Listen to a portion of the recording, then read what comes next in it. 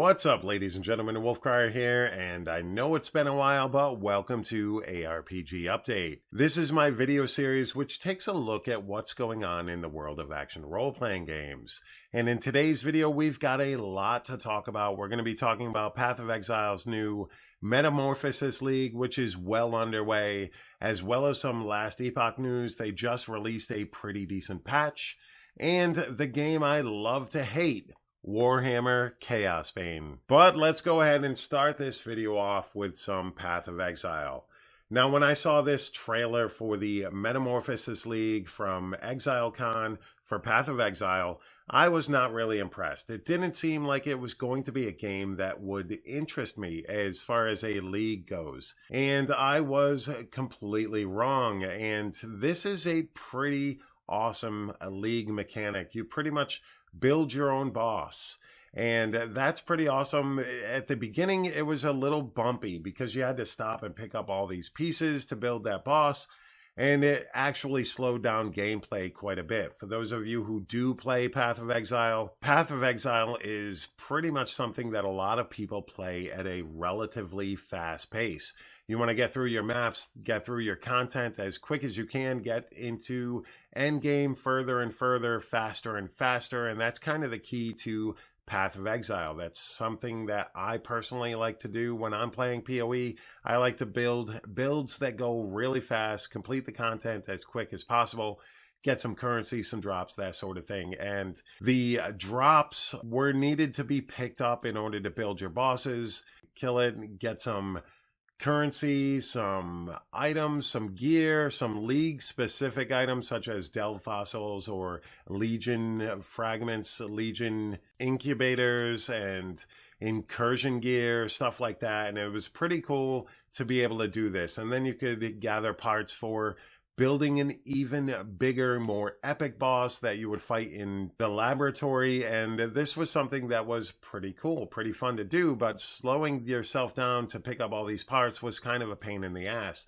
Thankfully, they introduced a patch that now allows those pieces to be picked up automatically, added to the system so that you don't have to stop and pick up all of these pieces. But unfortunately, when they did this, they also made eyes a part of that boss not really drop for many people. I know that I wasn't getting any, or I was getting tons of other parts, but no eyes, meaning I couldn't run any of these big epic bosses that I would be able to acquire because I wasn't getting that one piece that I needed. Thankfully, that has also been fixed. That is one thing that I love about Grinding Gear games. They're not afraid to do some big patches during a league, especially a new league. They're able to fix stuff on the fly, and they're not afraid of changing things up, toning stuff down, bringing things up, that sort of thing, making it more player friendly, if you will, and overall improving the player experience. The one thing about leagues in Path of Exile, it's kind of a testing phase for these things, and they introduce new mechanics and see how the player base reacts and stuff like that. And this was, like I said, something that I didn't think I would be interested in, but I am absolutely loving this mechanic. You're able to go through your maps, kill the boss, kill all the mobs in the map, and then you can make another boss for that map and possibly get a part for yet another boss afterwards, allowing you to farm up your gear and currency and all that sort of stuff. And I'm really digging it. I'm also liking the changes to the Atlas. It's a lot more intuitive than the previous War of Atlas Shaper versus Elder thing. I think there's a lot of nuances that went with that aren't really there for this new system. You're able to gather up your watchstones. You can see exactly what you need in order to spawn these little mini bosses to progress your end game content, and it's pretty good so far. I do need to get to the very end and kill the Awakener and stuff like that, but so far I'm enjoying the changes to Path of Exile with this new league and this new whole end game content system update. This is something that Path of Exile, like I said, excels at. They're able to completely change their game often and make it better for their players, and it's something that they are always on top of. And like I said, I'm really enjoying this current Metamorphosis League in Path of Exile. If you're a PoE player and you haven't tried it out yet, I definitely suggest that. But we're going to move on right now to Last Epoch, ladies and gentlemen. This is another game that I'm very impressed with. I saw their Kickstarter campaign and I decided to support them, and I haven't looked back since. This is something that they are constantly updating this game. They are adding new patches. They just recently added patch 0.75, which introduced Chapter 7 to the storyline. They introduced new uniques, some new skills, as well as some skill passive tree changes and skill overhauls with this update, as well as some performance issues that they've been able to help out a lot with this system update as well. And overall, I really like Last Epoch. I think they're headed in the right direction. Like I said, this is something that they plan to get out in Q4 of 2020. Now, initially, that was April 2020, and I was actually getting a little bit concerned, wondering how they were going to get all of this content done over the next 4 months or so. And thankfully, they've pushed that back to Q4 of 2020. Now, I don't expect this to be one of those situations like Wolfcryer Lords of Mayhem, where you're looking at 7 or 8 years. I don't think that's going to be something that's going to happen with Last Epoch.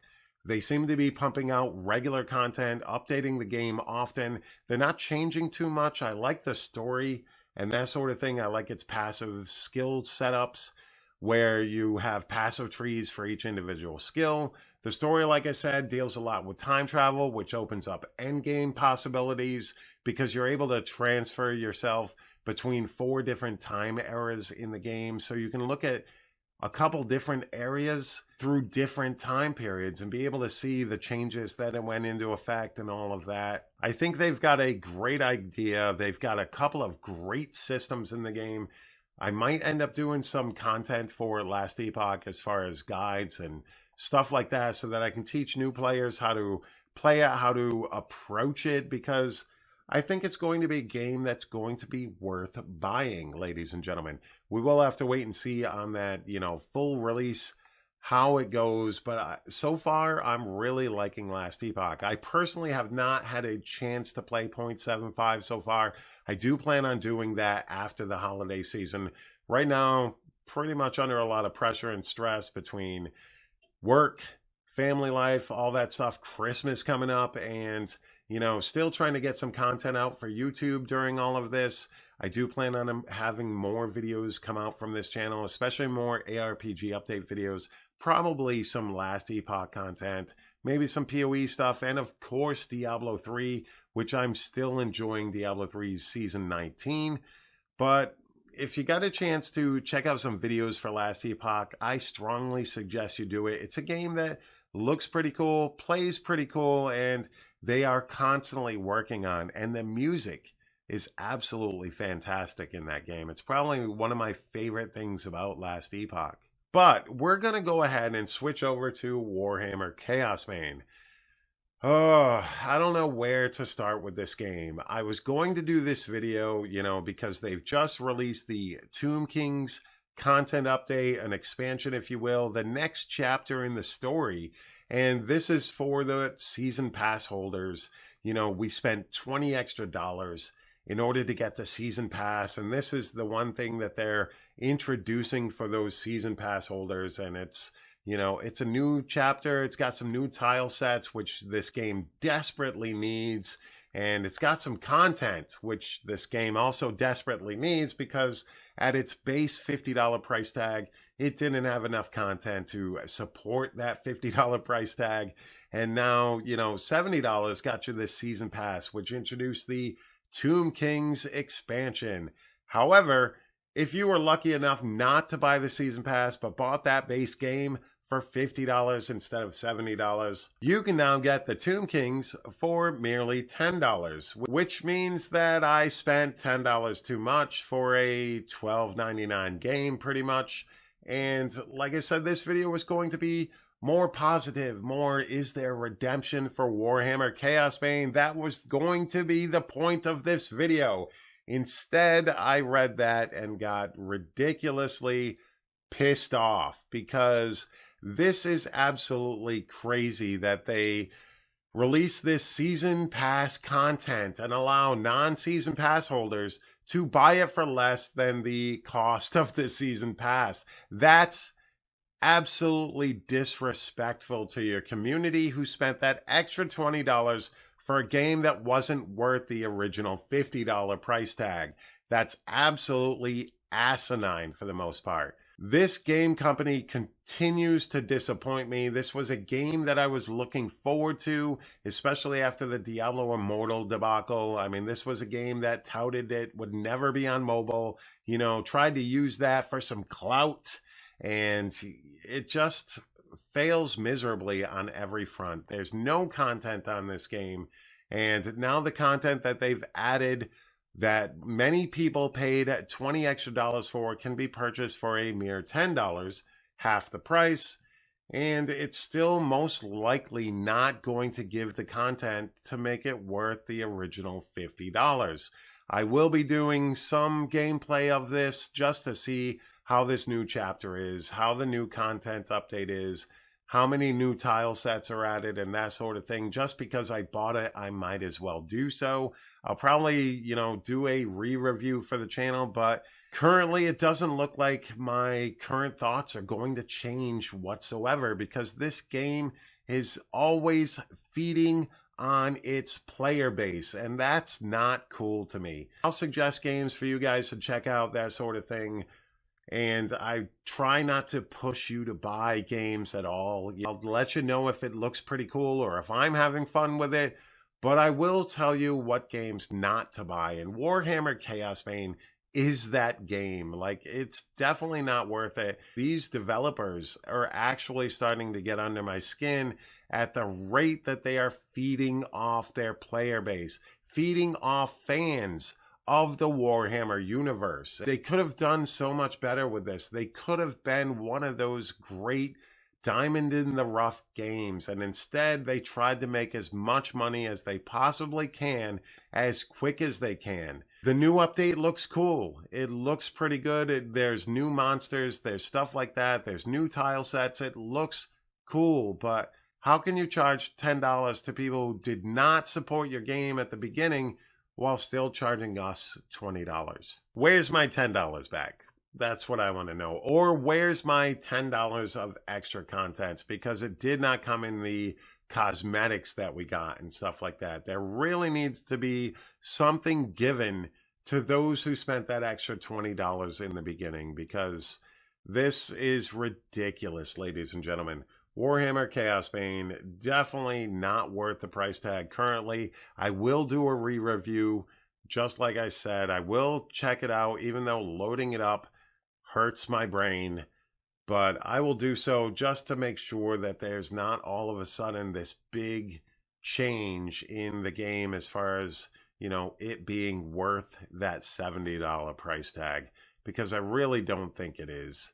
All right, ladies and gentlemen, sorry it went that way. That was not how I intended this video to go. I wanted it to be more positive. I wanted to see some type of redemption for this game, but that just pissed me off. All right, ladies and gentlemen, thank you so very much for taking the time out of your day to watch this video. I always greatly appreciate it. Don't forget to hit that like button, hit that subscribe button, and let me know down in that comment section down below what games you are currently playing, what action role-playing games that are upcoming are you looking most forward to, and what you thought of this video, ladies and gentlemen. All right, once again, thank you so very much for all the support, and you all have a fantastic day. Peace.